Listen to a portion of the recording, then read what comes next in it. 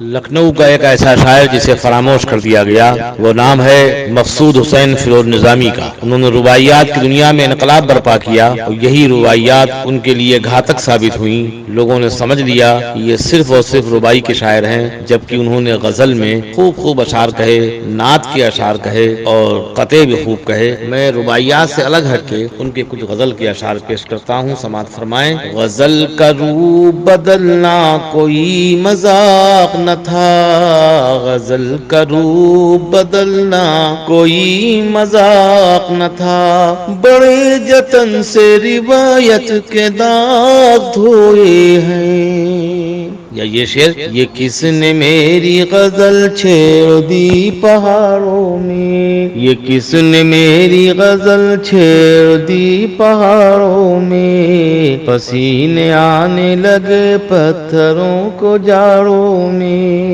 شاعر کا یہ شعر بھی بہت خوب ہے۔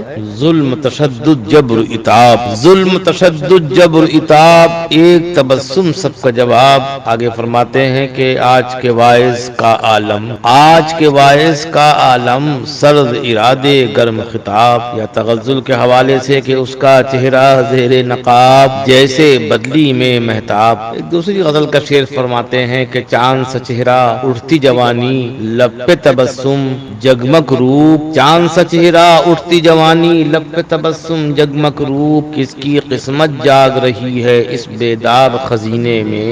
شعر بھی حاضر کرتا ہوں۔ یہ کس نے بد دعا دی تھی کہ بارش ہے مگر پھر بھی، یہ کس نے بد دعا دی تھی کہ بارش ہے مگر پھر بھی، زمیں کا بانجھ پن کھیتوں کی ویرانی نہیں جاتی۔ فرماتے ہیں ایک دوسری غزل کی اشعار سماعت فرمائیں۔ انہوں نے کہا کہ زندگی نے جنہیں کوئی عظمت نہ دی، زندگی نے جنہیں کوئی عظمت نہ دی، چھپ کے اخبار میں محترم ہو گئے، نیند کی لذتیں ان سے پوچھو کہ جو، نیند کی لذتیں ان سے پوچھو کہ جو، سو کے فٹ پاتھ پر تازہ دم ہو گئے، سر ہلاتے نہیں بولتے ہی نہیں،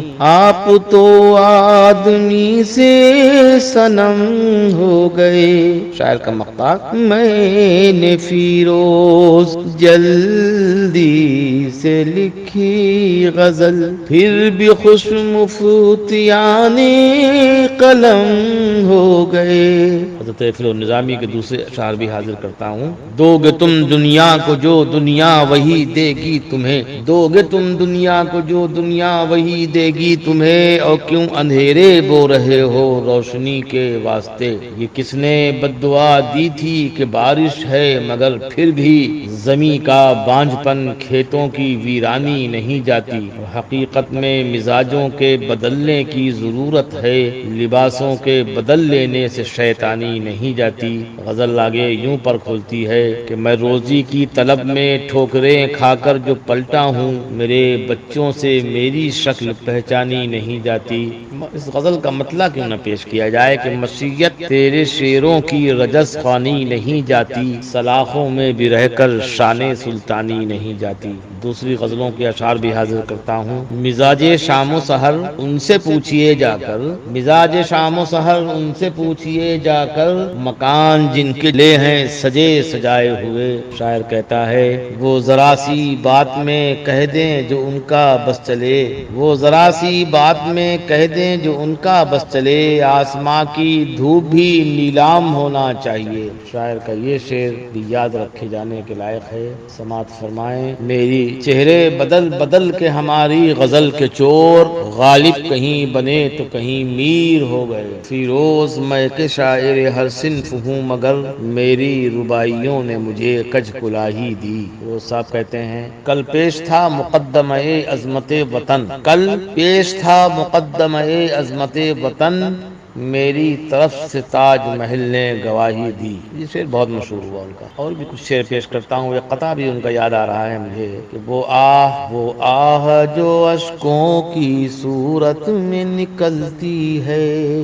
وہ آہ جو اشکوں کی صورت میں نکلتی ہے، کیا اس میں سمجھتے ہو پرواز نہیں ہوتی. مظلوم کی خاموشی اللہ کی لاٹھی ہے، اللہ کی لاٹھی میں آواز نہیں ہوتی.